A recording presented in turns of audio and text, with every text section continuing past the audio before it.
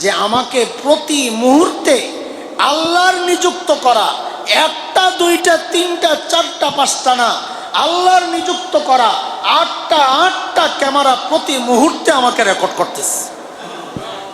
কয়টা কয়টা বলে? আপনাদেরকে বোঝানোর জন্য সিসি ক্যামেরা বললাম। শরীয়তের ভাষা হচ্ছে, কোরআনের ভাষা হচ্ছে সাক্ষী। আমাদেরকে কয় সাক্ষী পাহারা দিচ্ছে? আমাদের প্রত্যেকটা কথা, প্রত্যেকটা কাজ ওই 8 সাক্ষী দ্বারা রেকর্ড হয়ে যাচ্ছে। সাক্ষীগুলো মনে রাখার জন্যে আমি কোরআন বা হাদিসের সিরিয়াল অনুযায়ী বলবো না, আপনাদেরকে বোঝানোর জন্যে, মনে রাখানোর জন্যে আমরা নিচের থেকে উঠতে থাকবো। নিচের থেকে 1 নম্বর সাক্ষী জমিন, বলে 1 নম্বর সাক্ষী হাসরের মাঠে জমিন কথা বলবে। ইয়াউমা ইযিন তুহাদ্দিসু আখবারাহা, জমিন কথা বলবে, আল্লাহ আমার উপর দাঁড়া সে গুনাহ করছে। এখন যদি গুনাহ করতে মন চায় এই জমিন ছাইরা চলে যান, নাহলে জমিন তো সাক্ষী দিবে। জমিন ছাইরা চলে যাওয়া সম্ভব? আল্লাহ তো চ্যালেঞ্জ করছেন এটা সূরা রহমানের মধ্যে। ইয়া মাশারাল জিন্নি ওয়াল ইনস ইন ইসতাতা'তুম আন তানফুযু মিন আকতারিস সামাওয়াতি ওয়াল আরদ ফানফুযু লা তানফুযুনা ইল্লা বিসুলতান।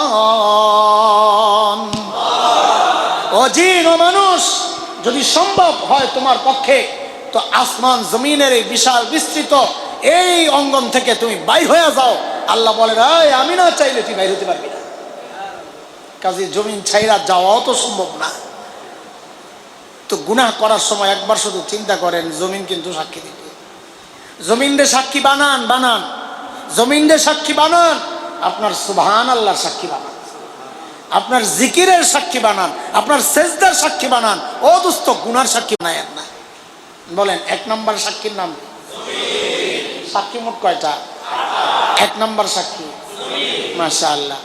2 নম্বর সাক্ষী পা, বলেন 2 নম্বর সাক্ষী। 3 নম্বর সাক্ষী হাত, বলেন 1 নম্বর সাক্ষী, 2 নম্বর সাক্ষী, 3 নম্বর সাক্ষী। কোরআনে আসছে সূরা ইয়াসিনের মধ্যে আল্লাহ বলেন, আল ইয়াউমা নাখতিমু আলা আফওয়াহিহিম ওয়া তুকাল্লিমুনা আইদিহিম ওয়া তাশহাদু আরজুলুহুম বিমা কানু ইয়াকসিবুন। জবান আল্লাহ আটকায় দিবেন। জবান খালি আমি করি নাই আল্লাহ জবান বন্ধ। তখন হাত কথা বলা শুরু করবে, আল্লাহ এই হাত দিয়া ও গুনাহ করছে, আমি হাত সাক্ষী। পা কথা বলবে, আল্লাহ এই পাও দিয়া হাইটা যায় আমি গুনাহ করছি, আল্লাহ আমি সাক্ষী। এই পা কথা বলবে, হাত কথা বলবে। কয় সাক্ষী গেল? বলে 1 নম্বর, 2, 3, কয়টা গেল? আর আছে কয়টা? 5টা। 4 নম্বর সাক্ষী আমার কান কথা বলবে। কান, কে? কান।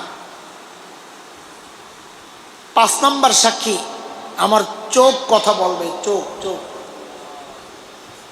6 নম্বর সাক্ষী আমার চামড়া কথা বলবে। চামড়া। সূরা হামিম আর সেজদার মধ্যে আসছে 3টা একসাথে। আল্লাহ বলে, হাত্তা ইযা মা জাউহা শাহিদা আলাইহিম সামউহুম ওয়া আবসারুহুম ওয়া জুলুদুহুম বিমা কানু ইয়া'মালুন।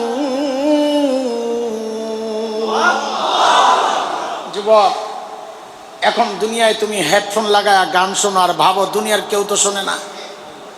আল্লাহ যেন সে আমারে তোমার ডাইকা বলতেছেন, রে বান্দা, দুনিয়ার কারো শোনার দরকার নাই। যে কান দিয়া তুই গুনাহ করতেছস, ওই কানই তো আমার কাছে তোর বিরুদ্ধে সাক্ষী দেবে। ঘরের দরজা বন্ধ করে একা একা নষ্ট ছবি দেখতেছ আর ভাবতেছ দুনিয়ার কেউ তো জানে না, কেউ তো দেখে না। আল্লাহ যেন বলছেন, কারো জানার দরকার নাই, কারো দেখার দরকার নাই। যে চোখ দিয়ে তুই গুনাহ করতেছস, ওই চোখই তো আমার কাছে তোর বিরুদ্ধে সাক্ষী দিবে। চামড়া যখন সাক্ষী দিবে, মানুষ অসহায়, কিরে চামড়া তোমার বিরুদ্ধে দিয়ে তোমার ব্যাপারে দিয়ে আমার কত পেরেশানি ছিল, ময়লা লাগলে ধুয়ে দিছি, ডলছি, সাবান লাগাইছি, আর তুমি আমার বিরুদ্ধে সাক্ষী দিলা। হ্যাঁ, মানুষ চামড়ার বিরুদ্ধে অভিযোগ করবে, ওয়াকালু লিজুলুদিহিম লিমা শাহিদতুম আলাইনা ক্বালু আনতাকানা আল্লাহুল্লাযী আনতাকা কুল্লা শাই। চামড়া বলবে, ভাই আমার দোষ কি? যেই আল্লাহ চোখে কথা বলার শক্তি দিয়েছেন, যেই আল্লাহ কানকে কথা বলার শক্তি দিয়েছেন, হাত পাওকে কথা বলার শক্তি দিয়েছেন, ওই আল্লাহ আমাকেও শক্তি দিয়া তোমার বিরুদ্ধে সাক্ষী দিতে হুকুম করছেন, আমি কি করব? আয় মালিক, কয় সাক্ষী গেল? বলেন বলেন, তাড়াতাড়ি বলেন। কয় সাক্ষী? 6 সাক্ষী। আবার বলেন তো, 1 নাম্বার। বারবার বলাচ্ছি যেন সারাক্ষণ এগুলো মাথায় ঘুরে, যে এই সাক্ষী একটা, এই একটা গুনাহ করা যাবে না। এটা দিলের মধ্যে ঢুকাইতে পারলেই কথাটা গুনাহ করা যাবে না। গুনাহ এখন তো গুনাহ ছাড়া কঠিন, তখন গুনাহ করা কঠিন হবে ইনশাআল্লাহ। বলেন 1 নাম্বার, 2, 3, 4, 5, 6। আচ্ছা, 6 নাম্বার সাক্ষী। 7 নাম্বার সাক্ষী হচ্ছে ফেরেশতারা, যারা আমাদের আমল লেখে। ফেরেশতারা কিরামান কাতিবিন না? হ্যাঁ, আচ্ছা একটু বলেন তো, কিরামান কোন কান্দে থাকে? ডান কান্দে। এইটা জানার জন্য তো জিজ্ঞেস করছি। আর কাতিবিন কোন কান্দে থাকে? বাম কান্দে। সুবহানাল্লাহ। হাইসান না, হাইসান না, এটা সারা দুনিয়ায় ছড়ায় আছে এই খবর, আপনি হাইসা কি করবেন? ও ভাই, আপনার যে কিরামান রে ডান কান্দে দিয়া দিলেন, আর কাতিবিন রে বাম কান্দে দিয়া দিলেন। কাতিবিন মানে হচ্ছে লেখক। তো লেখক ফেরেশতারা কেউ বাম করে বাম পাশে পাঠিয়ে দিলি তো খালি খারাপটাই লিখবো খালি। না না, দুইটা একই জিনিস। কিরামান মানে সম্মানিত, কাতিবিন মানে লেখকগণ। তো কিরামান কাতিবিন মানে সম্মানিত লেখক ফেরেশতাগণ। ডান পাশে যারা তারাও সম্মানিত, বাম পাশে যারা তারাও সম্মানিত। বুঝে আসছে কথা? এই দুইটা ভাগ করেন না, কিরামান কাতিব। এটা কোরআনের কথা, সূরা ইনফিতারের মধ্যে আসছে। ফেরেশতারাও সাক্ষী দিবে আল্লাহর আদালতে। হ্যাঁ, কয় সাক্ষী গেল? তাড়াতাড়ি তাড়াতাড়ি, একটু তাড়াতাড়ি বলেন, কয় সাক্ষী? এই 7টা যতদিন পড়ছি একরকম অনুভূতি ছিল আমার কথা বলতেছি, কিন্তু 8 নাম্বার সাক্ষীটা যখন দেখছি কলিজা মোচড় দিয়ে উঠছে। কেন জানে? কারণ দেখছি সবগুলো সাক্ষী বলার সময় আল্লাহর বলার ঢং ছিল একরকম। এই 8 নাম্বার সাক্ষীটা বলার ক্ষেত্রে আল্লাহর দেখলাম ঢং পাল্টায় গেছে। কেমন জানি আল্লাহ খুব কঠিন হয়ে গেছে। হ্যাঁ, সেই 8 নাম্বার সাক্ষী হচ্ছে প্রত্যেকের আমল নামা। বলেন কি? প্রত্যেকের আমল নামা হচ্ছে 8 নাম্বার সাক্ষী। যার কারণে সূরা কাহফের মধ্যে আসছে, বান্দার সামনে যখন আমল নামা খুলে দেওয়া হবে, পড়, ইকরা কিতাবাক, তোর আমল নামা তুই পড়, আমার হিসাব করা লাগবে না, আমার হিসাব বিচার করা লাগবে না, তুই নিজেই বুঝবি, পড়। আল্লাহ বান্দার আমল নামা যখন খুলে দেওয়া হবে, আমল নামাটা দেখাই দিবে একটা চিৎকার। আমল নামা দেখাই দিবে একটা চিৎকার। দুনিয়ায় কত গুনাহ করছি, কোনো গুরুত্ব দেই নাই, ছোট গুনাহ মনে করছি, 5 কাটায় গেছি, হয়ে গেছে, শেষ, মুইছা আসি নাই পেছনে। এখন আমল নামা খুইলা দেখি সব গুনাহ এখন সামনে। তখন বান্দা চিৎকার করতে থাকবে আর বলবে, মালি হাজাল কিতাব লা ইউগাদিরু সগীরা ওয়ালা কাবীরা ইল্লা আহসাহা। এটা কেমন আমল নামা, আমার একটা ছোট গুনাহও ছুটে নাই, একটা বড় গুনাহও ছুটে নাই। চিৎকার করতে থাকবে বান্দা। যখন চিৎকার করতে থাকবে, আল্লাহ তাআলা তখন বলবেন, ধর ধর আমল নামা ধর, তোর আমল নামা তুই ধর। তো আমল নামা ধরবে, ডান হাত, বলে না না এই হাত না, বাম হাত ধর। তো বাম হাত দিবে, বলে না এমনি না, পেছন দিয়া কলিজা ছিদ্র করে হাত বাইর করো, তারপরে দিবে। আয় আল্লাহ, কি এক অবস্থা! যেই হাতের মধ্যে আমল নামা দেওয়া হবে, হ্যাঁ, তখন বান্দা চিৎকার করতে থাকবে। সূরা হাক্কার মধ্যে আসছে, বান্দা চিৎকার করতে থাকবে, ইয়া লাইতানি লাম উতা কিতাবিয়া, আহারে আমল নামা যদি আমারে না দেওয়া হইতো, ওয়ালাম আদরি মা হিসাবিয়া, আমি জানি না এখন আমার হিসাব কি হবে। ইয়া লাইতাহা কানাতিল কাদিয়া, আরে মৃত্যু পর্যন্তই যদি সব শেষ হয়ে যাইতো, এই কঠিন পজিশনে যদি আমার আশা না লাগতো। মা আগনা আন্নি মালিয়া, ও দুনিয়ার টাকাওয়ালা, আজকে টাকা দিয়া বিচার পাল্টাও, সেদিন চিৎকার করতে হবে মা আগনা আন্নি মালিয়া, আমার মাল তো আমারে বাঁচাইতে পারতেছে না। ও ক্ষমতার দাপট দেখাও যারা, আজকে ক্ষমতার দাপটে বিচার পাল্টাও, সেদিন চিৎকার করতে হবে হালাকা আন্নি সুলতানিয়া, আমার ক্ষমতাও শেষ, এখন আমার উপায় কি হবে। বান্দা চিৎকার করতে থাকবে, আল্লাহ আযাবের ফেরেশতাদেরকে হুকুম করবে না, ওরে চুপ করা, এখন চিৎকার চেঁচামেচিতে কোনো লাভ নাই। তো কি করব? তো ফেরেশতাদেরকে আল্লাহ বলবেন খুযুহু ফাগুল্লুহু সুম্মাল জাহিমা সাল্লু, এরে ধর, বেরি বড়া, তাইলে হেসানিয়া জাহান্নামে বালায়। কি দিয়া টানবে?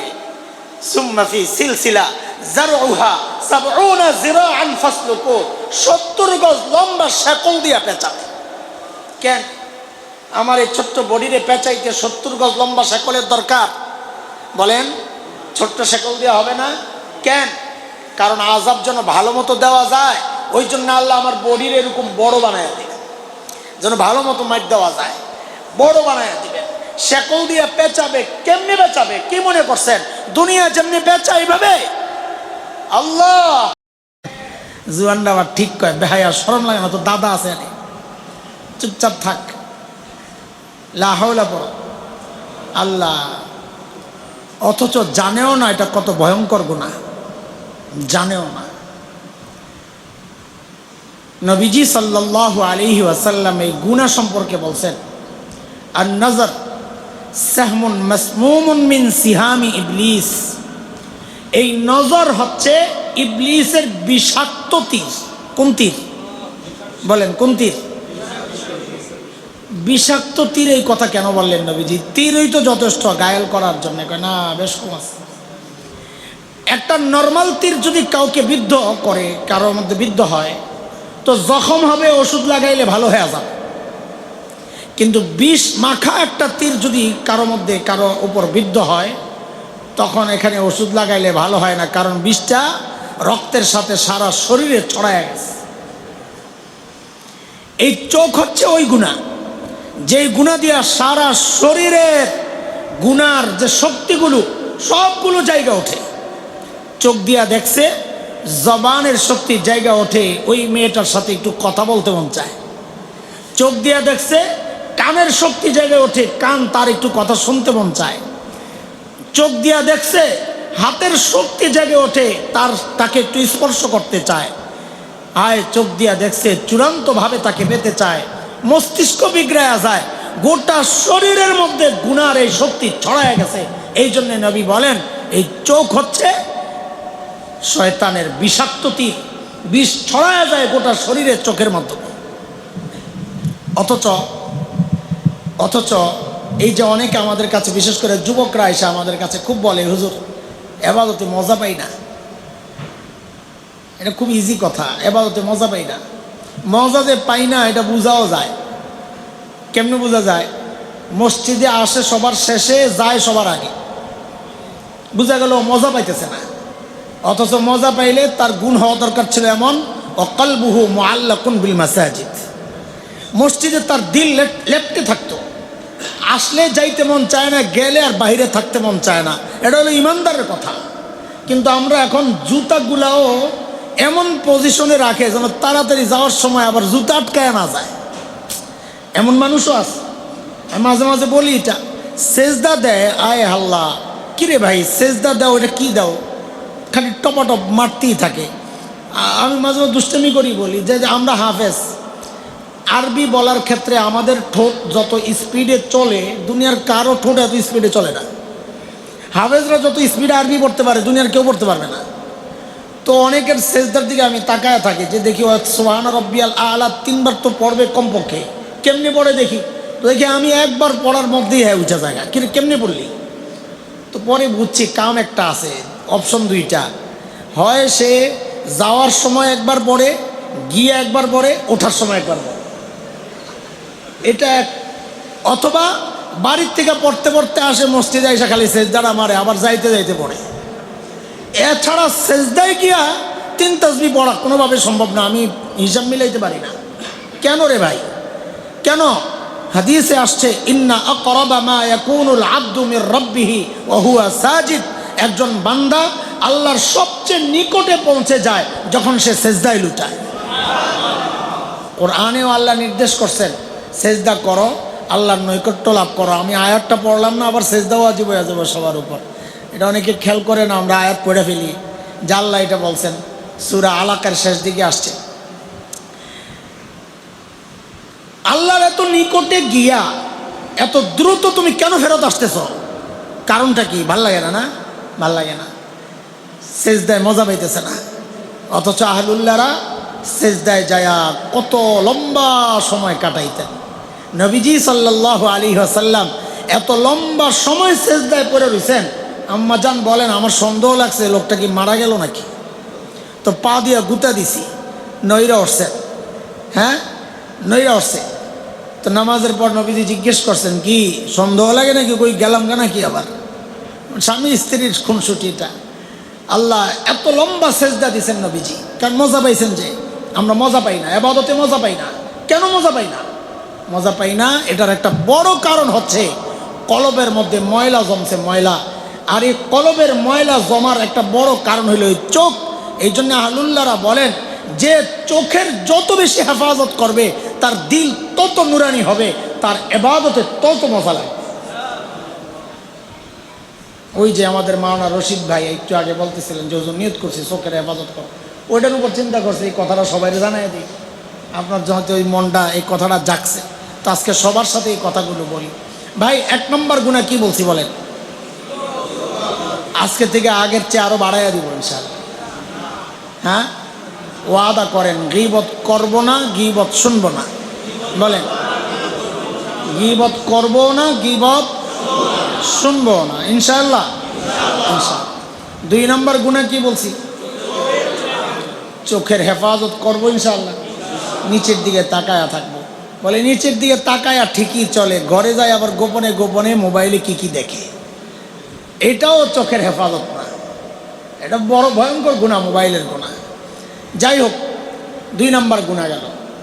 3 নম্বর গুনাহ, এই সমাজের একটা বড় শ্রেণী যে গুনায় জড়িত।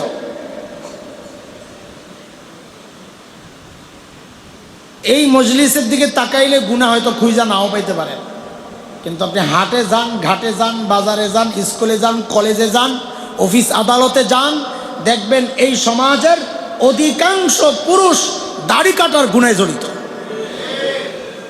কি ভাই? হ্যাঁ, দাড়ি কাটা জায়েজ না?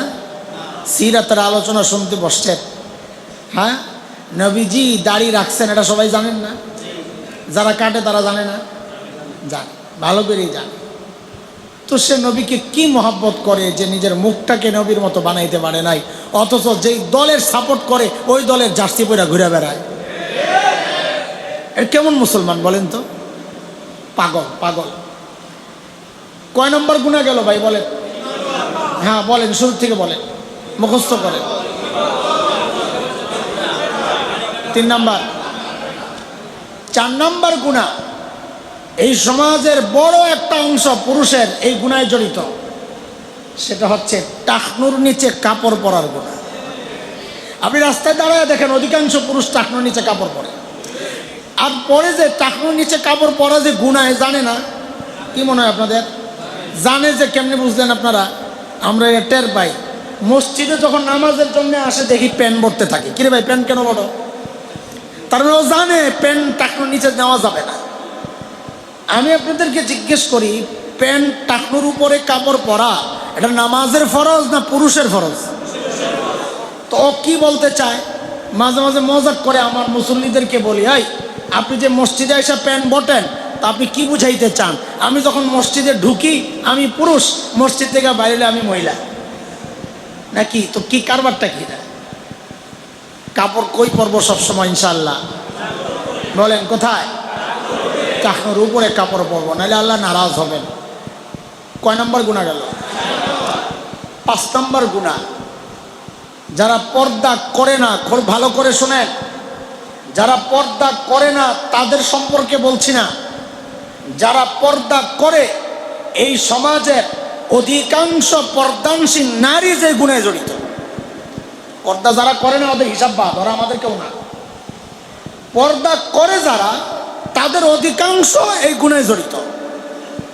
কি সেটা? সেটা হচ্ছে ফ্যাশনের বোরকা। বলেন কি? হ্যাঁ, এটা যে গুনাহ, এটা দলিল নেন, দলিল। সূরা নূর, কোন সূরা? 18 নম্বর পারার সূরা নূর 31 নম্বর আয়াত। আল্লাহ তাআলা এই আয়াতে ছোট্ট করে একটা কথা বলেছেন, মুফাসসিররা বলেন এইটাই পর্দার মূল কথা। সেটা কি? সেটা হচ্ছে ওয়ালা ইউদ্দিনা জিনাতাহুন্না, মেয়েরা যেন তাদের সৌন্দর্য প্রকাশ না করে। এটা হচ্ছে পর্দার মূল কথা।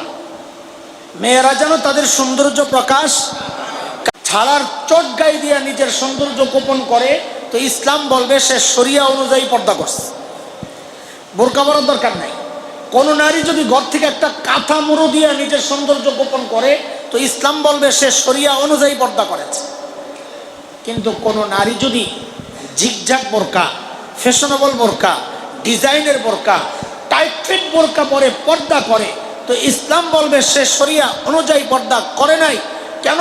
শরীয়তের পর্দার উদ্দেশ্য হচ্ছে সৌন্দর্য গোপন করা, আর এই সমস্ত বোরকা দিয়া সৌন্দর্য গোপন হয় না, বরং সৌন্দর্য ওপেন হয়।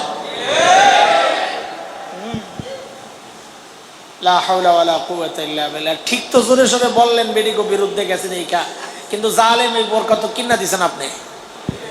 আসামি ও না, আপনি আসামি। আপনি দিলেন কেন? আপনি এই বোরকা বানাইতে দিলেন কেন? কেন এই বোরকা কিনা দিলেন? আমাদের মুফতি রফিকুল ইসলাম, আল্লাহ তাআলা তার খেদমতকে কবুল করেন, আমাদের খুব প্রিয় ছাত্র, খুব প্রিয় শাগরেদ, মাশাআল্লাহ। ওই হুজুরের বউয়ের বোরকা দেখেন না আপনি?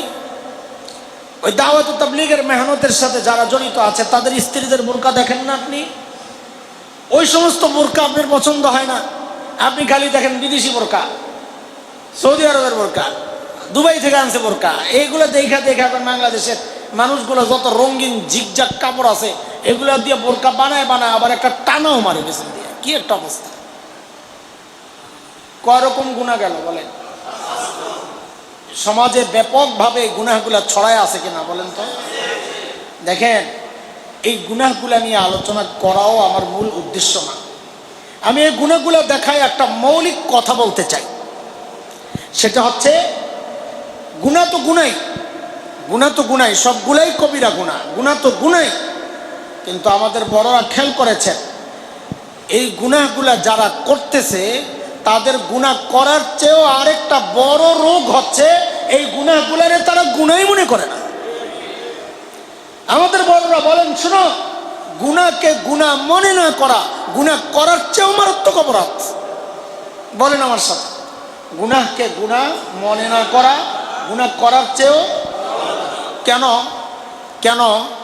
কারণ যখন কেউ গুনাহকে গুনাহ মনে না করে, যেমন বেদাতি বেদাত করে ভয়ঙ্কর গুনাহ করতেছে, কিন্তু সে গুনাহকে গুনাহ মনে করতেছে না, সে সওয়াবের উদ্দেশ্যে করতেছে।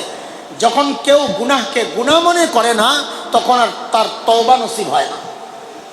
সে তো গুনাহ করতেছে না, দাড়ি করতেছে, ইজি বিষয়। টাকনুনি যায়, হুজুর রাখেন না, আগে রাষ্ট্রে দিন কায়েম করে লই। দাড়ি কাটে, টাকনুর নিচে কাপড়, আমার বডির মধ্যে দিন নাই, আমি রাষ্ট্রে দিন কায়েম করবো, ওই ধান্দায় আছে। সে গুনাহকে গুনাহই মনে করতেছে না। ভাই, আমরা কাউকে খোঁচা দেওয়ার জন্য কথাগুলো বলছি না, এটা সমাজের রন্ধ্রে রন্ধ্রে এই রোগ ঢুকে আছে। সমাজের রন্ধ্রে রন্ধ্রে এই রোগ ঢুকে আছে। এই গুনাহগুলারে গুনাহ মনে করতেছে না, ব্যক্তি জীবনের গুনাহগুলারে গুনাহ মনে করতেছে না। এটা কি? এটা এক ভয়ঙ্কর অপরাধ। এই জন্য গুনার অনুভূতি যেন আমার দিলের মধ্যে থাকে, আমি গুনাহ করতেছি, এটা ঠিক না। তাহলে তওবা নসিব হবে। বাস, আমাদের কথার একটা পাঠ শেষ, এবার মূল পাঠে আসে। এখন এই গুনাহগুলোতে বাঁচতে চাই কিনা বলেন তো? বাঁচতে চাই, আমি তো চাই ইনশাআল্লাহ। আল্লাহ সবাইকে কবুল করে। হাত নামান, আপনার করে হাত তুলতে কইছি নি আমি। হ্যাঁ, এই আমার সাথে সাথে তাল মারলেন। এই তালটা যদি নবীজির সাথে মারতেন তো গোটা জীবনটা সুন্নত দিয়া সাইজা যেত। হ্যাঁ, সামনাসামনি থাকলে খুব তাল মারা যায় না। আল্লাহ আমাদেরকে সুন্নতের জিন্দেগি দান করেন। কত মজার জিন্দেগি, সুন্নতের জিন্দেগি। আহা, মানুষ যদি বুঝতো যে সুন্নতে কত মজা। আল্লাহ ভাইও, গুনাহ ছাড়তে চাই, এটা সবারই কথা। বিশেষ করে আমি তো Dhaka university, Dhaka college, city college, BUET, এসবগুলোর মাঝখানে তো আমার জায়গা। তো এই কলেজ ইউনিভার্সিটির অনেক ছেলে পেলে আসে আমার কাছে। আমারে বড় হুজুর মনে করে না, ওই বড়দের কাছে যাইতে সাহস পায় না। আমি ছোট মানুষ তো কুট করে আমার কাছে আইসা পড়ে, অনেক কথাবার্তা হয়। তো এখন দেখি দিনের উপর যারা চলতে চায় ওই ছেলেদের অনেকের এই একটা কথা, ওস্তাদ গুনাহ তো ছাড়তে চাই কিন্তু ছাড়তে পারি না। এই রোগ তো মহেশখালী নাই, এটা কি মহেশখালী না কি মহেশপুর? এই রোগ তো মহেশপুরে নাই। ঝিনাইদহে এই রোগ আছে? গুনাহ ছাড়তে চাই, গুনাহ ছাড়তে পারি না, এই রোগ আছে আসলে? কিরে ভাই, কথা কও, আছে? আয় আল্লাহ। তো আমরা আমাদের বড়দের কাছে যাই, এই কথাগুলো আমরাও বলতাম, শেখ, উস্তাদ, হযরত গুনাহ ছাড়তে চাই, ছাড়তে পারি না। তা আমাদের বড়রা হেসে হেসে বলতেন, আরে আমরাও আমাদের মুরব্বীদের কাছে এই কথাই বলতাম, হযরত গুনাহ ছাড়তে চাই, ছাড়তে পারি না। তাহলে বোঝা গেল সমস্যাটা নতুন না, এটা পুরান সমস্যা। যেহেতু পুরান সমস্যা, আমাদের বড়রা সমাধানও বের করে গেছেন আলহামদুলিল্লাহ।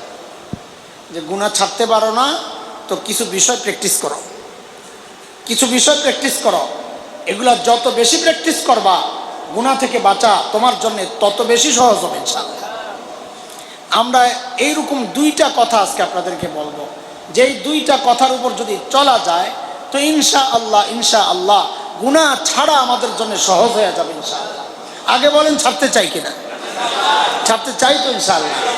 হ্যাঁ, যদি ছাড়তে চাই তাহলে কাজে আসবে ইনশাআল্লাহ। দেখেন, এক নাম্বার, দেখেন আমরা যখন কোনো অফিসে যাই, কোনো আদালতে যাই বা কোনো প্রতিষ্ঠানে যাই, ও সিসি ক্যামেরা থাকে।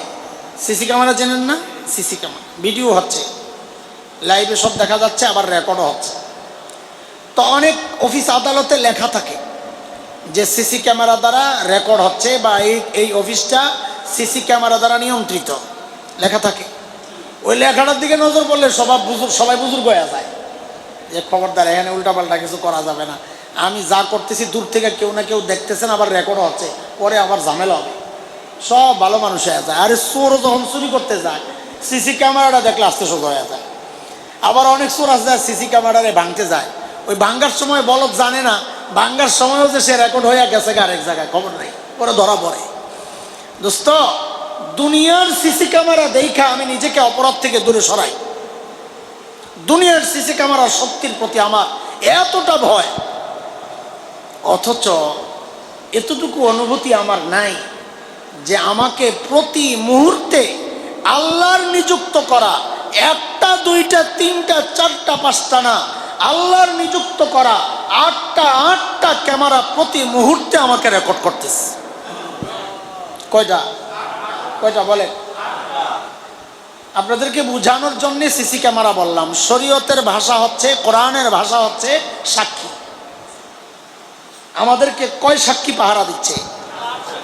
আমাদের প্রত্যেকটা কথা, প্রত্যেকটা কাজ ওই 8 সাক্ষী দ্বারা রেকর্ড হয়ে যাচ্ছে। সাক্ষীগুলো মনে রাখার জন্যে আমি কোরআন বা হাদিসের সিরিয়াল অনুযায়ী বলবো না, আপনাদেরকে বোঝানোর জন্যে, মনে রাখানোর জন্যে আমরা নিচের থেকে উঠতে থাকবো, নিচের থেকে। 1 নম্বর সাক্ষী জমিন, বলে 1 নম্বর সাক্ষী হাসরের মাঠে জমিন কথা বলবে। ইয়াউমা ইযিন তুহাদ্দিসু আখবারাহা, জমিন কথা বলবে, আল্লাহ আমার উপর দাঁড়া সে গুনাহ করছে। এখন যদি গুনাহ করতে মন চায়, এই জমিন ছাইরা চলে যান, নাহলে জমিন তো সাক্ষী দিবে। জমিন ছাইরা চলে যাওয়া সম্ভব? আল্লাহ তো চ্যালেঞ্জ করছেন এটা সূরা রহমানের মধ্যে। ইয়া মাশারাল জিন্নি ওয়াল ইনস ইন ইসতাতাতুম আন তানফুযু মিন আকতারিস সামাওয়াতি ওয়াল আরদ ফানফুযু লা তানফুযুনা ইল্লা বিসুলতান।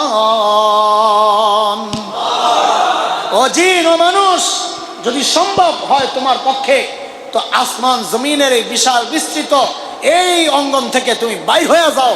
আল্লাহ বলেন, আমি না চাইলে তুই বাইর হতে পারবি না। কাজে জমিন ছাইরা যাওয়াও তো সম্ভব না। তো গুনাহ করার সময় একবার শুধু চিন্তা করেন, জমিন কিন্তু সাক্ষী দিবে।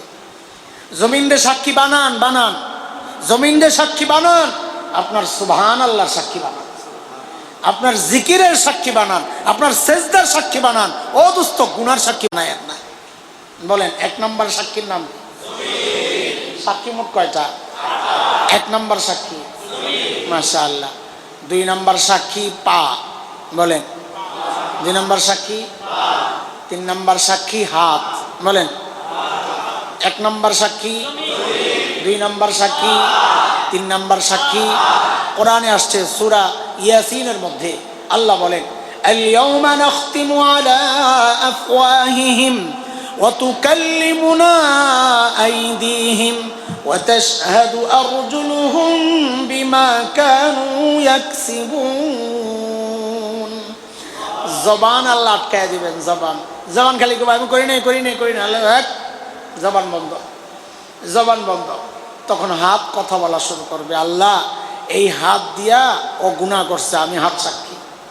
পা কথা বলবে, আল্লাহ এই পাও দিয়া হাইটা যায় আমি গুনাহ করছি, আল্লাহ আমি সাক্ষী। এই পা কথা বলবে, হাত কথা বলবে। কয় সাক্ষী গেল? বলে এক নাম্বার, দুই, তিন, কয়টা গেল? আর আছে কয়টা? পাঁচটা। চার নাম্বার সাক্ষী আমার কান কথা বলবে, কান। কে? কান। পাঁচ নাম্বার সাক্ষী আমার চোখ কথা বলবে, চোখ। ছয় নাম্বার সাক্ষী আমার চামড়া কথা বলবে, চামড়া। সূরা হামিম আর সেজদার মধ্যে আসছে তিনটা একসাথে। আল্লাহ বলেন, হাত্তা ইযা মা জাউহা শাহিদা আলাইহিম সামউহুম ওয়া আবসারুহুম ওয়া জুলুদুহুম বিমা কানু ইয়া'মালুন। যুবক, এখন দুনিয়ায় তুমি হেডফোন লাগায় গান শোনো আর ভাবো দুনিয়ার কেউ তো শোনে না। আল্লাহ যেন সে আমার তোমার এটাই বলতেছেন, রে বান্দা, দুনিয়ার কারো শোনার দরকার নাই। যে কান দিয়া তুই গুনাহ করতেছস, ওই কানই তো আমার কাছে তোর বিরুদ্ধে সাক্ষী দেবে। ঘরের দরজা বন্ধ করে একা একা নষ্ট ছবি দেখতেছ আর ভাবতেছ দুনিয়ার কেউ তো জানে না, কেউ তো দেখে না। আল্লাহ যেন বলছেন, কারো জানার দরকার নাই, কারো দেখার দরকার নাই। যে চোখ দিয়ে তুই গুনাহ করতেছস, ওই চোখই তো আমার কাছে তোর বিরুদ্ধে সাক্ষী দেবে। চামড়া যখন সাক্ষী দিবে, মানুষ অসহায়, কিরে চামড়া, তোমার বিরুদ্ধে দিয়ে তোমার ব্যাপারে দিয়ে আমার কত পেরেশানি ছিল, ময়লা লাগিয়ে ধুয়ে দিছি, ডলছি, সাবান লাগাইছি, আর তুমি আমার বিরুদ্ধে সাক্ষী দিলা। হ্যাঁ, মানুষ চামড়ার বিরুদ্ধে অভিযোগ করবে, ওয়াকালু লিজুলুদিহিম লিমা শাহিদতুম আলাইনা ক্বালু আনতাকানা আল্লাহুল্লাযী আনতাকা কুল্লা শাই। চামড়া বলবে, ভাই আমার দোষ কি? যেই আল্লাহ চোখে কথা বলার শক্তি দিয়েছেন, যেই আল্লাহ কানকে কথা বলার শক্তি দিয়েছেন, হাত পাওকে কথা বলার শক্তি দিয়েছেন, ওই আল্লাহ আমাকেও শক্তি দিয়া তোমার বিরুদ্ধে সাক্ষী দিতে হুকুম করছেন, আমি কি করব? আয় মালিক, কয় সাক্ষী গেল? বলেন তাড়াতাড়ি বলেন, কয় সাক্ষী? ছয় সাক্ষী। আবার বলেন তো, এক নাম্বার, বারবার বলাচ্ছি যেন সারাক্ষণ এগুলো মাথায় ঘুরে, যে এই সাক্ষী একটা, এই একটা গুনাহ করা যাবে না। এটা দিলের মধ্যে ঢুকাইতে পারলেই কথাটা গুনাহ করা যাবে না। গুনাহ এখন তো গুনাহ ছাড়া কঠিন, তখন গুনাহ করা কঠিন হবে ইনশাআল্লাহ। বলেন, এক নাম্বার, দুই, তিন, চার, পাঁচ, ছয়। আচ্ছা, ছয় নাম্বার সাক্ষী। সাত নাম্বার সাক্ষী হচ্ছে ফেরেশতারা, যারা আমাদের আমল লেখে, ফেরেশতারা কিরামান কাতিবিন না? হ্যাঁ, আচ্ছা একটু বলেন তো, কিরামান কোন কান্দে থাকে? ডান কান্দে। এইটা জানার জন্যই তো জিজ্ঞেস করছি। আর কাতিবিন কোন কান্দে থাকে? বাম কান্দে। সুবহানাল্লাহ। হাইসান না, এটা সারা দুনিয়ায় ছড়ায় আছে এই খবর, আপনি হাইসা কি করবেন? ও ভাই আপনার যে কিরামান রে ডাইন কান্দে দিয়া দিলেন আর কাতিবিন রে বাম কান্দে দিয়া দিলেন। কাতিবিন মানে হচ্ছে লেখক, তো লেখক ফেরেশতারা কইবো আম করে বাম পাশে পাঠাই দিলি তো খালি খারাপটাই লিখবো খালি। না না, দুইটা একই জিনিস। কিরামান মানে সম্মানিত, কাতিবিন মানে লেখকগণ। তো কিরামান কাতিবিন মানে সম্মানিত লেখক ফেরেশতাগণ। ডান পাশে যারা তারাও সম্মানিত, বাম পাশে যারা তারাও সম্মানিত। বুঝে আসছে কথা? এই দুইটা ভাগ করেন না কিরামান কাতিব। এটা কোরআনের কথা, সূরা ইনফিতারের মধ্যে আসছে। ফেরেশতারাও সাক্ষী দিবে আল্লাহর আদালতে। হ্যাঁ, কয় সাক্ষী গেল? তাড়াতাড়ি তাড়াতাড়ি একটু তাড়াতাড়ি বলেন, কয় সাক্ষী? এই 7টা যতদিন পড়ছি একরকম অনুভূতি ছিল আমার কথা বলতেছি, কিন্তু 8 নম্বর সাক্ষীটা যখন দেখছি কলিজা মোচড় দিয়ে উঠছে। কেন জানে?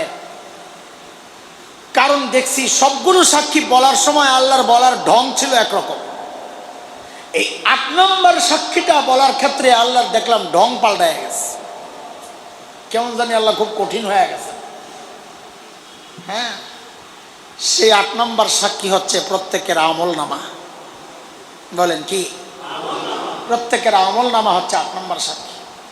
যার কারণে সূরা কাহফের মধ্যে আসছে, বান্দার সামনে যখন আমল নামা খুলে দেওয়া হবে, পড়, ইকরা কিতাবাক, তোর আমল নামা তুই পড়, আমার হিসাব করা লাগবে না, আমার হিসাব বিচার করা লাগবে না, তুই নিজেই বুঝবি, পড়। আল্লাহ বান্দার আমল নামা যখন খুলে দেওয়া হবে, আমল নামাটা দেখাই দিবে একটা চিৎকার। আমল নামা দেখাই দিবে একটা চিৎকার। দুনিয়ায় কত গুনাহ করছি কোনো গুরুত্ব দেই নাই, ছোট গুনাহ মনে করছি, পাশ কাটায় গেছি, হয়ে গেছে, শেষ, মুইছা আসি নাই পেছনে। এখন আমল নামা খুইলা দেখি সব গুনাহ এখন সামনে। তখন বান্দা চিৎকার করতে থাকবে আর বলবে, মালি হাজাল কিতাব লা ইউগাদিরু সগীরা ওয়ালা কাবীরা ইল্লা আহসাহা। এটা কেমন আমল নামা, আমার একটা ছোট গুনাহও ছোটে নাই, একটা বড় গুনাহও ছোটে নাই। চিৎকার করতে থাকবে বান্দা। যখন চিৎকার করতে থাকবে আল্লাহ তাআলা তখন বলবেন, ধর ধর আমল নামা ধর, তোর আমল নামা তুই ধর। তো আমল নামা ধরবে, ডান হাত, বলে না না এই হাত না, বাম হাত ধর। তো বাম হাত দিবে, বলে না এমনি না, পেছন দিয়া কলিজা ছিদ্র করে হাত বাইর করো, তারপরে দিবে। আয় আল্লাহ, কি এক অবস্থা! যেই হাতের মধ্যে আমল নামা দেওয়া হবে, হ্যাঁ, তখন বান্দা চিৎকার করতে থাকবে। সূরা হাক্কার মধ্যে আসছে, বান্দা চিৎকার করতে থাকবে, ইয়া লাইতানি লাম উতা কিতাবিয়া, আহারে আমল নামা যদি আমারে না দেওয়া হইতো, ওয়ালাম আদরি মা হিসাবিয়া, আমি জানি না এখন আমার হিসাব কি হবে। ইয়া লাইতাহা কানাতিল কাদিয়া, আহারে মৃত্যু পর্যন্তই যদি সব শেষ হয়ে যাইতো, এই কঠিন পজিশনে যদি আমার আশা না লাগতো। মা আগনা আন্নি মালিয়া, ও দুনিয়ার টাকাওয়ালা, আজকে টাকা দিয়া বিচার পাল্টাও, সেদিন চিৎকার করতে হবে, মা আগনা আন্নি মালিয়া, আমার মাল তো আমারে বাঁচাইতে পারতেছে না। ও ক্ষমতার দাপট দেখাও যারা, আজকে ক্ষমতার দাপটে বিচার পাল্টাও, সেদিন চিৎকার করতে হবে, হালাকা আন্নি সুলতানিয়া, আমার ক্ষমতাও শেষ, এখন আমার উপায় কি হবে? বান্দা চিৎকার করতে থাকবে, আল্লাহ আযাবের ফেরেশতাদেরকে হুকুম করবে না, ওরে চুপ করা, এখন চিৎকার চেঁচামেচিতে কোনো লাভ নাই। তো কি করব? তো ফেরেশতাদেরকে আল্লাহ বলবেন, খুযুহু ফাগুল্লুহু সুম্মাল জাহিমা সাল্লু, এরে ধর, বেরি বড়া, টাইনা হিসায় নিয়ে জাহান্নামে বালায়। কি দিয়া টানবে? সুম্মা ফি সিলসিলা জারউহা 70 জিরাআন ফাসলুকু, 70 গজ লম্বা শেকল দিয়া পেঁচাবে। কেন? আমার এই ছোট্ট বডিরে পেঁচাইতে 70 গজ লম্বা শেকলের দরকার? বলেন, ছোট্ট শেকল দেওয়া হবে না? কেন? কারণ আযাব যেন ভালো মতো দেওয়া যায়, ওই জন্য আল্লাহ আমার বডির এরকম বড় বানায় দিবেন, যেন ভালো মতো মাইর দেওয়া যায়, বড় বানায় দিবেন। শেকল দিয়ে পেঁচাবে। কেমনে পেঁচাবে? কি মনে করছেন দুনিয়া যেমনি পেঁচা এইভাবে? আল্লাহ আনহুমা বলে, ওরে শেকল দিয়ে কেমনি পেঁচাবে জানো? হযরত ইবনে আব্বাস বলে, আল্লাহ শেকলের একটা মাথা নাকের ছিদ্র দিয়া ঢুকাইয়া পায়খানার রাস্তা দিয়ে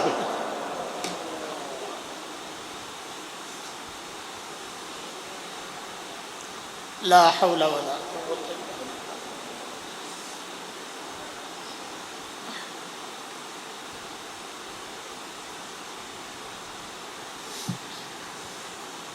কি মনে করছেন ফালাইয়া দিলে তো পুইরা শেষ হয়ে যাব, আমার কাহিনী শেষ না? না, ওই চিন্তা বাদ দেন। আল্লাহ জানিয়ে দিয়েছেন, না রে বান্দা, বিষয়টা এমন না। পোড়াবো যে কুল্লামা নাদিজাত জুলুদুহুম বাদদালনাহুম জুলুদান গায়রাহা লিয়াযুকুল আযাব। এক চামড়া পড়বে তো আল্লাহ বলেন আমি নতুন চামড়া লাগাই আবার পড়াবো। এই কঠিন আযাবের মুখোমুখি হতে না চাইলে গুনাহ ছেড়া দিই, গুনাহ ছেড়া দিই। যে কোনো গুনাহ, ছোট না বড়, আমি ওগুলো তালাশ করবো না। আমি তালাশ করবো আমি আমার রবের নাফরমানি করতেছি, বাস গুনাহ ছেড়া দিব। এই সব সাক্ষীগুলোর কথা বারবার মনে করব, তো গুনাহ ছেড়ে দাও আমার জন্য সহজ হবে ইনশাআল্লাহ। বলেন তো কয় সাক্ষী? 1 নাম্বার, 2 নাম্বার, 3 নাম্বার, 4 নাম্বার, 5, 6, 7, 30টা 8 আমল নামা। মাশাআল্লাহ, এই চিন্তা যদি কেউ দিল আর দিমাগের মধ্যে বসাইতে পারে তো তার জন্য গুনাহ ছেড়ে দেওয়া সহজ হয়ে যাবে ইনশাআল্লাহ। আরেকটা পদ্ধতির কথা আমাদের বড়রা বলে থাকে, এটাও কোরআন থেকেই নেওয়া, সবগুলোই কোরআন থেকে নেওয়া। সেটা হচ্ছে, দেখেন একজন মানুষ যে গুনাহ করে, 2টা উপলব্ধি থেকে সে গুনাহটা করতে চায় সাধারণত। 1 নাম্বার, যখন সে একা হয়, একা, এই একাকিত্ব মানুষকে গুনাহ করতে উৎসাহিত করে। একা, কেউ নাই, এই অনুভূতির বিরুদ্ধে আল্লাহ তাআলা জবাব দিচ্ছেন, বান্দা তুমি একা না, ওহুয়া মাকুম আইনা মা কুনতুম, তুমি যেখানেই থাকো না কেন আমি সাথেই আছি, যেখানেই থাকো না কেন আমি সাথে আছি। 2 নম্বর যে অনুভূতি মানুষকে গুনাহ করতে উৎসাহিত করে, সেটা হচ্ছে আপনি দেখবেন গুনাহ করার সময় মানুষ এদিক ওদিক তাকায়, কেউ দেখলো কিনা, আমাকে কেউ দেখছে না, এই ভাবনা মানুষকে গুনাহ করতে উৎসাহিত করে। এই ভাবনার বিরুদ্ধে আল্লাহ জবাব দিচ্ছেন, আলাম ইয়ালাম বিআন্নাল্লাহা ইয়ারা, ও জানে না আমি যে তাকায় আছি। এই 2টা কথা বললাম, এইবার একটা প্রশ্ন করি তো জবাব দিয়ে। আমরা যখন গুনার চিন্তা করি বা গুনায় জড়াই বা গুনার দিকে পা বাড়াই, দুনিয়ার কেউ না জানলেও, দুনিয়ার কেউ না দেখলেও একজন জানেন, দেখেন, তিনি কে? সবাই বলেন আবার বলেন। জবাব সহি আছে, কিন্তু এই জায়গায় আমরা জবাবে আল্লাহ বলবো না। এখানে এই ক্ষেত্রে কি বলবো না, বলে কি বলবো, বলে এই প্রসঙ্গে আল্লাহ নিজের যে নামটা বলেছেন আমরা ওইটা বলবো। সেটা কি? সেটা হইল রব্বে কারীম। বলেন সেটা কি? বলেন সেটা কি? সূরা ইনফিতার, আম্মা পারা 5 নম্বর সূরার 6, 7, 8 আয়াত, ওই সূরায় আসছে এটা। বান্দা যখন গুনার দিকে আগায় তখন আল্লাহ তাআলা ওই বান্দাকে ডাকতে থাকেন। কি বলে ডাকেন? ইয়া আইয়ুহাল ইনসান মা গররাকা বিরাব্বিকাল কারীম। ও মানুষ, ওই কারীম রবের ব্যাপারে তোরে কে ধোকায় ফেললো? আরে কার কাছ থেকে কি পায়া তুই তোর কারীম রব ভুলে গেলি? এভাবে ডাকতে থাকেন কে? রব্বে কারীম। বলেন কে? আমি আবার জিজ্ঞেস করি, আমরা যখন গুনাহ করি বা গুনার দিকে আগাই, দুনিয়ার কেউ না জানলেও, কেউ না দেখলেও একজন জানেন, দেখেন, তিনি কে? এখানে 3টা কথা বলবেন, জানেন, দেখেন, ডাকেন। বলেন বলেন জানেন কে? কে? দেখেন, আমি আয়াতও বললাম, তর্জমাও করলাম, কিন্তু আমাদের দিলে ধাক্কা লাগে নাই। কেন লাগে নাই জানেন? ওই যে রব্বে কারীমের অর্থটা আমাদের কাছে স্পষ্ট না।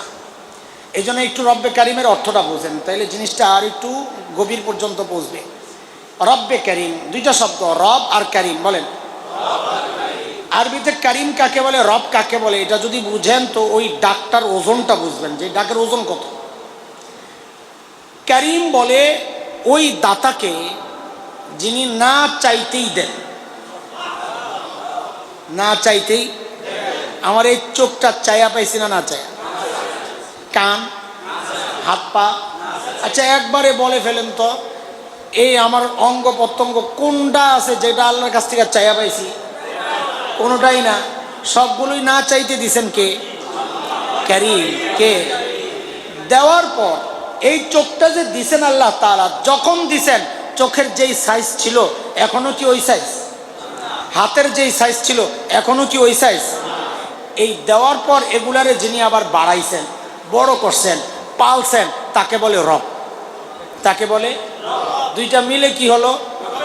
দুইটা মিলে কি হলো? আচ্ছা, এটার ওজনটা বোঝার জন্য আর একটু একটা ব্যাখ্যা শোনে, একটা উদাহরণ শোনে। আচ্ছা বলেন তো, দুনিয়ায় আল্লাহ ছাড়া, রসুল ছাড়া দুনিয়াতে মানুষের মধ্যে আমাদেরকে সবচাইতে বেশি ভালোবাসেন কে? একজনের কথা বলেন, তিনি কে? আরে ভাই বলেন না একটু, হ্যাঁ ভালো করে বললে আমার একটু দিলটা ঠান্ডা হয়। মানাই তো কেউ মা বলে ডাক দিলে বড় মজা লাগে, এই ডাকের মধ্যেই মজা। সবচেয়ে বেশি মায়া কার? জোরে কন। আরে মার কলিজায় যে আল্লাহ কি মায়া দিছে না, মা ছাড়া দুনিয়ার কেউ বুঝবে না, কেউ না। আমি মাঝে মধ্যে আমার বাচ্চাদেরকে বলি, মা চিনো? মা কই যাম মা? আর না গাদা, শোনো, দুনিয়ায় একমাত্র ব্যক্তি ঘরে খাবার যা আছে, ঘরে খাবার যা আছে, কোনো মা যদি মনে করে এখান থেকে আমি যদি একটু খাই তো আমার বাচ্চারা পেট ভরে খেতে পারবে না, তো দুনিয়ার সব মা তখন কি করে জানেন? একটা অভিনয় করে, অভিনয় যে আম্মুর না বমি বমি লাগতেছে, খাইতে মন চাইতেছে না, তোমরা খায়া নাও, আম্মু খাবো না। অথচ সারা রাত ক্ষুধায় কষ্ট পাইছে, প্রকাশ করে না। তার নাম মা। তার নাম কি? আহারে মা, আহারে মা। আমি মাহফিল শেষে যখন বাসায় ফিরতাম, মা জীবিত ছিলেন যখন, তো বাসায় যখন যেন বাসা 9 তলায় ছিল, তখন রাস্তায় যখন ঢুকতো গাড়ি ওই দেখা যাইত, 9 তলা থেকে দেখা যাইত। তো মাঝে মধ্যে উপরে তাকাইতাম কৌতূহল যে কেউ একজন দাঁড়ায় রয়েছে, সবসময় যা দেখি। তো চাবি থাকতো, বাহির দিয়ে খোলা যায় তালা, ওই সিস্টেমের।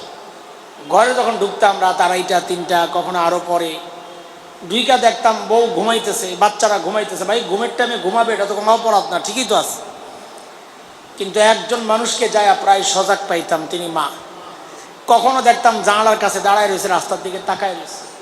কখনো দেখতাম অস্থির ঘরের মধ্যে পায়চারি করতেছে, কখনো সেজদায় পড়ে আছে, কখনো দোয়ায় কাঁদতেছে। মাঝে মধ্যে যায় জড়াইয়া ধরতাম, আম্মা ঘুমান না। বলতেন কি, বাবা রে বাহিরে যতক্ষণ থাকো আমার তো ঘুম আসে না। এর নাম কি? হ্যাঁ। আরে ওই জন্যই তো ওলামায়ে কেরাম মা আর বাবার কিছু মাসআলা আলাদা করছেন। মা আর বাবার কিছু মাসআলা আলাদা করছেন। যেমন একটা মাসআলা তো এমন, কোনো সন্তান যদি মা বাবার আগে মারা যায়, যেতে পারে না। কোনো সন্তান যদি মা বাবার আগে মারা যায়, তো মাসআলা হইল বাবা সন্তানের লাশের পেছনে পেছনে যেতে পারে, বাবা সন্তানের কবরেও নামতে পারেন। কেন? বাবার কলিজায় কি মায়া দয়া নাই? বলেন আছে। বাবাও চিৎকার করে করে কান্না করবে, কিন্তু বাবাকে আল্লাহ শক্তি, সামর্থ্য, মনোবল দিছেন, বাবা সন্তানকে শোয়া কান্না করতে করতে হলেও উপরে উঠতে পারবে। কিন্তু কোনো মায়ের জন্য সন্তানের লাশের পেছনে যাওয়া চলবে না, কোনো মায়ের জন্য সন্তানের কবরে নামা চলবে না। কেন? দুনিয়ায় এমন কোনো মা নাই যে মা সন্তানকে দাফন করার জন্য কবরে নেমে সন্তানকে শোয়া আবার সুস্থ অবস্থায় উপরে উঠবে, এমন কোনো মা নাই। সন্তানকে শোয়া নিজেও শুয়ে পড়বে। হ্যাঁ, আচ্ছা একটু চিন্তা করেন তো, এই যে মার কলিজায় এত দরদ আর মায়ার মমতা, কারণটা কি বলেন তো? মা আমার 2 চোখের 1 চোখ বানাইছেন, হ্যাঁ, 2 হাতের 1 হাত বানাইছে, 2 পায়ের 1 পা বানাইছে। আরে ভাই বলেন, একবারে বলে ফেলেন, আমার শরীরের কোন অংশটা আমার মা বানাইছে? বলেন। কিচ্ছু না, কিছু পশম, একটু পশমও না, মা কিচ্ছু বানান নাই, কিচ্ছু না। আয় আল্লাহ, কিচ্ছু বানান নাই। অল্প কয়েকদিন পেটের মধ্যে ধারণ করছে, হওয়ার পর লালন করছে, তাতেই মার কলিজায় এত মায়া। মা কিচ্ছু বানান নাই, মা আমার কিচ্ছু বানান নাই, তাতেই মার কলিজায় এত মায়া, এত মায়া, এত মায়া। তাইলে যে আল্লাহ আমার চোখ বানাইছেন, ওই আল্লাহ,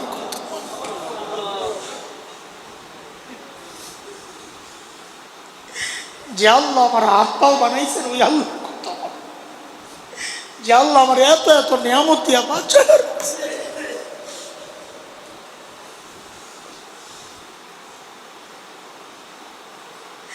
আরে জালিম কত মায়া, তুমি বুঝো না?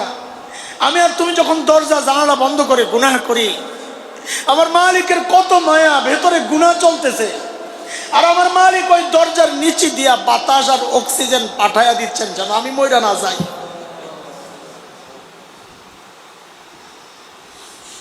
বুঝতো? আমি আপনি যখন গুনার দিকে আগাই না, তখন মালিক এই মায়ার কথাগুলা মনে করায় করা দিয়া দিয়া ডাকতে থাকেন কি, ইয়া আইয়ুহাল ইনসান মা গররাকা বিরাব্বিকাল কারীম। এরে বান্দা, যে চোখটা দিয়া গুনাহ করতেছস ওই চোখটা আমি দিছি, না চাইতে দিছি। যে কান দিয়া গুনাহ করতেছস ওটা তোর গায়ক গায়িকা বানায় নাই, আমি আল্লাহ দিছি, না চাইতে দিছি। যে হাত পাও দিয়া গুনাহ করতেছস ওটা আমার দেওয়া। আর জালিম যে জমিনে দাঁড়ায় গুনাহ করতেছস ওই জমিনটাও আমার। মা গররাকা বিরাব্বিকাল কারীম। বলে রব কারিম তো ওই জাতকে বলে, ওই সত্তাকে বলে যিনি না চাইতে দেন। আপনি না চাইতে কি দিচ্ছেন, তো আল্লাহ যেন জবাব দিচ্ছেন, আরে জালিম তুই তোর চেহারাটার দিকে তাকায় দেখ কি দিছি। আল্লাহ দিয়ে খালাকাকা ফাসাওয়াকা ফাআদালাক। আরে তোর মতো সুন্দর করে আমি কাউরে বানাই নাই। দেখ কি সুন্দর দূরে চোখ লাগাইয়া দিস, চোখ লাগাইয়া দিস। ধুলাবালি পড়বে আমি জানি, ওই জন্য ঝাড়ুও লাগাই দিস, ওটা পরিষ্কার করে ফেলে নগদে।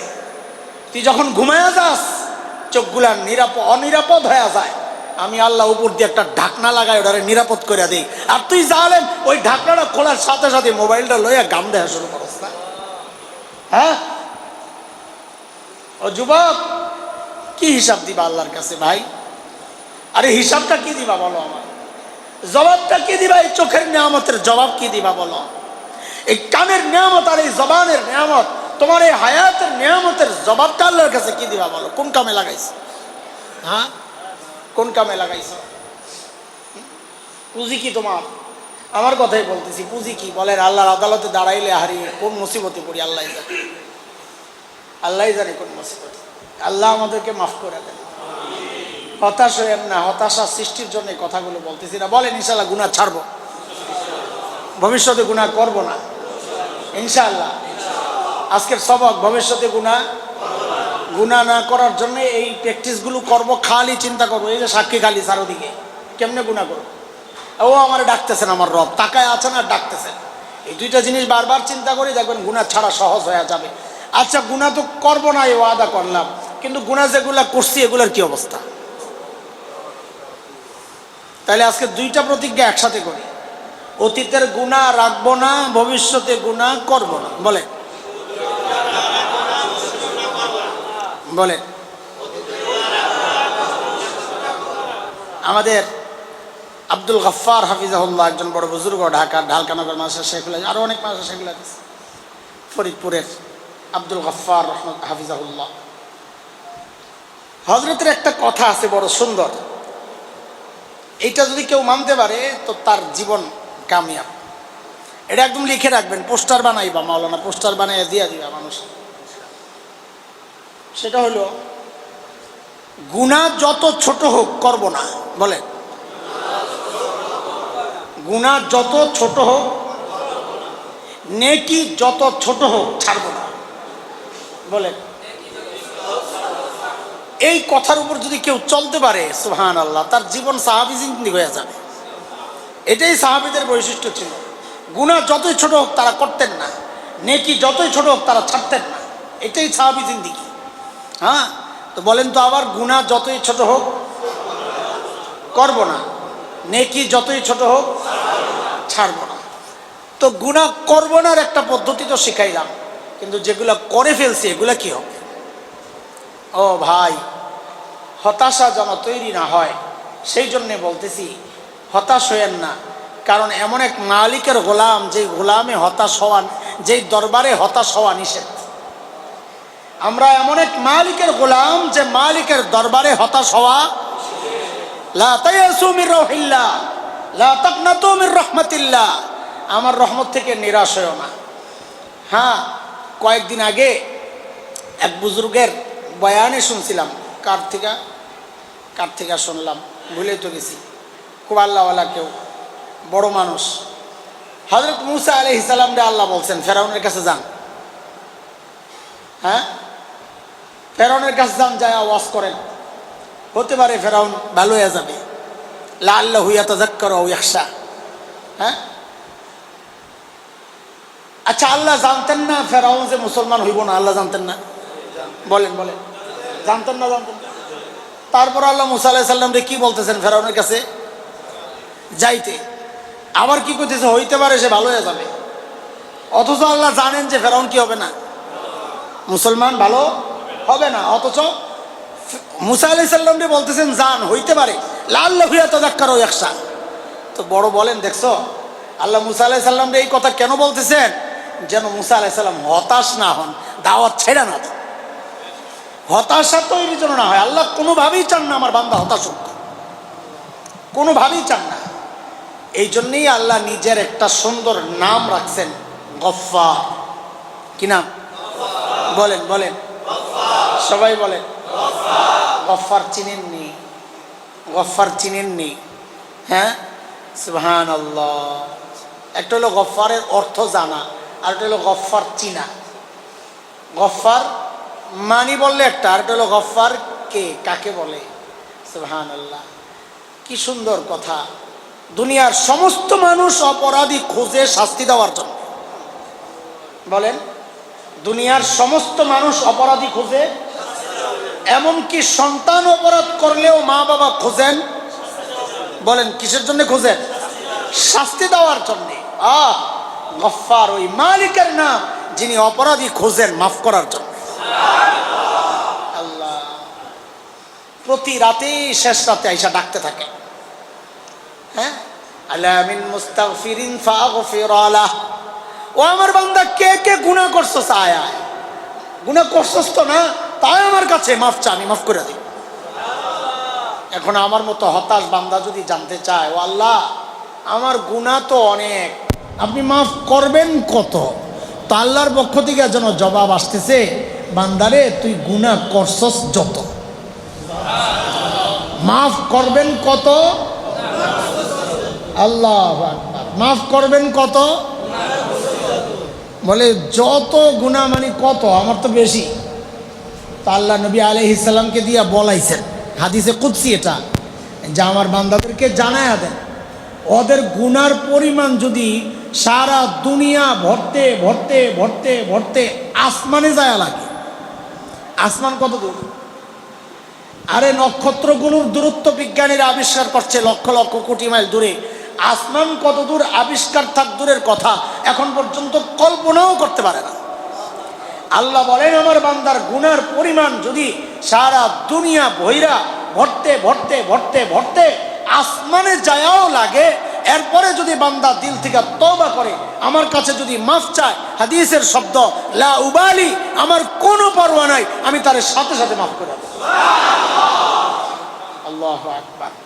এমন রব থাকতে, এমন মালিক থাকতে গুনাহ নিয়ে ঘুমাইতে যাওয়ার মতো বোকামি আর কি আছে? বলেন বলেন, আজকের এই মজলিস ছাড়ার আগে আমরা গুনাহ মাফ করে যাব ইনশাআল্লাহ। কতটা অসভ্য আমি আমি আমি আমি আমার জুতার ময়লা লাগলে আমি ধোয়ার জন্য অস্থির হয়ে যাই। কিরে ভাই, অথচ কলবের ময়লা নিয়ে ঘুমাইতে যাই, আমার কোনো খবর নাই। তার মানে আমি জালেমের কাছে আমার জুতার দাম আমার কলবের চেয়ে বেশি। আমি কত খারাপ, আমার জুতাটার দামও আমার কলবের চেয়ে বেশি আমার কাছে। চোখে একটু ময়লা লাগলে পানির ঝাপটা লাগাই, কাপড়ে ময়লা লাগলে ধুয়ে লাই, অথচ কলবের ময়লা নিয়ে চলতেছি, কোনো খবর নাই। অথচ এই কাপড়ের ময়লা ধোয়ার চেয়ে, জুতার ময়লা ধোয়ার চেয়ে কলবের ময়লা ধোয়া ছিল আরো সহজ। পুরান ময়লা অনেক সময় ওঠে না, ময়লা বসে যায়, ঠিক না? অথচ কলবের ময়লাগুলা যদি পুরান কেন শত শত বছরের গুনাহ হয়, ওইটারে যদি খালি একটা এর ধাক্কা লাগানো যায়, এক ফোঁটা চোখের পানি দিয়ে যদি ওই কলবটার একটু ভিজানো যায়, আয় মালিক। নবীজি সাল্লাল্লাহু আলাইহি ওয়াসাল্লাম বলেন, ওই কলবটা এত পরিষ্কার হয়ে যায় যেন ইনটেক কলব ছিল, সে কোনো গুনাহই যেন করে নাই। আত-তাইবু মিনাজ যামবি কামান লা যামবা লা, কোনো গুনাহই যেন করে নাই। এত সহজ বিষয়টা কেন করতেছি না? গুনাহ করা কঠিন, গুনাহ মোছা সহজ। বলে গুনাহ করা, আরে করতে তো লাগছে 50 বছর, মুছতে লাগবে 1 মুহূর্ত। করা কঠিন, মুছা সহজ। আমরা কঠিনটাই বারবার করি, সহজটা করি। তারপর কত খারাপ চিন্তা করেন। এই জন্যে আজকের এই মজলিস আমরা শেষ করব একটা প্রতিজ্ঞা করে বাড়ি যাব ইনশাআল্লাহ। সেটা কি? অতীতের গুনাহ রাখবো না। বলেন কি দিয়া মুছবো? তওবা দিয়া, একটু চোখের পানি দিয়া, একটু অনুতপ্ত লজ্জিত হইয়া আল্লাহর কাছে কামনা বাক্যে আল্লাহর কাছে ক্ষমা চায়া, ভবিষ্যতে গুনাহ না করার দৃঢ় অঙ্গীকার কইরা, অতীতের গুনার জন্য লজ্জিত হইয়া, পাওনাদার থাকলে তা মিটাইয়া, গীবত করলে মাফ চাইয়া, সব কিছু কইরা নিজেরে পাক সাফ করে ফেলবো ইনশাআল্লাহ। তাহলে অতীতের গুনাহ বলেন না? আজকের কি সবক নিয়ে যাইতেছেন? অতীতের গুনাহ, ভবিষ্যতের গুনাহ, ভবিষ্যতের গুনাহ। আল্লাহ তাআলা আমাদের অতীতের সমস্ত গুনাহগুলা মাফ করে দেন, সাথে আমাদের বাবা মাকেও মাফ করে দেন। আমাদের ভবিষ্যতের গুনাহমুক্ত জীবনের তৌফিক আল্লাহ দান। আল্লাহ তাআলা আমাদেরকে গুনাহমুক্ত হয়ে চলার তৌফিক দেন সব সময়ের জন্য ইনশাআল্লাহ। আমরা আমাদের এই সুফা মাদ্রাসার জন্য দোয়া করি, সুফা মাদ্রাসার জন্য দোয়া করি, আমাদের মাওলানা রফিকের জন্য দোয়া করি, উলামায়ে কেরামের জন্য দোয়া করি। আল্লাহ তাআলা আমাদের এই সুফা মাদ্রাসাকে সারা দুনিয়ার ইলম আর হেদায়েতের মার্কাজ বানায়। মাঝে মধ্যে খুব সংকটে পড়ে যায়, অর্থনৈতিক সংকট, চালের টাকা লম্বা সময় বাকি পড়ে যায়, তো চোখের পানি ছাড়তে থাকে, খুব অসহায় অবস্থা। এই অসহায় অবস্থা থেকে আল্লাহ তাআলা তাদেরকে উদ্ধার করেন। আল্লাহর খাজানায় কোনো কিছুর অভাব আছে? আল্লাহর খাজানায় কোনো কিছুর অভাব নাই। আল্লাহ যেন আমাদের জরুরতগুলোকে আল্লাহ মিটাইয়া দেন। আল্লাহ দ্বীনের জন্যে আলেমকে যেন মখলুকের মুহতাজ না বানায়। আল্লাহ আমাদেরকে যেন ভিক্ষার হাত না পাতায়। আল্লাহ আমাদেরকে এমনি যেন চালায় নেয়। দোয়া করেন আমাদের জন্য। আমরা আপনাদের দোয়ার মুহতাজ, আপনারা আমাদের জন্য দোয়া করেন।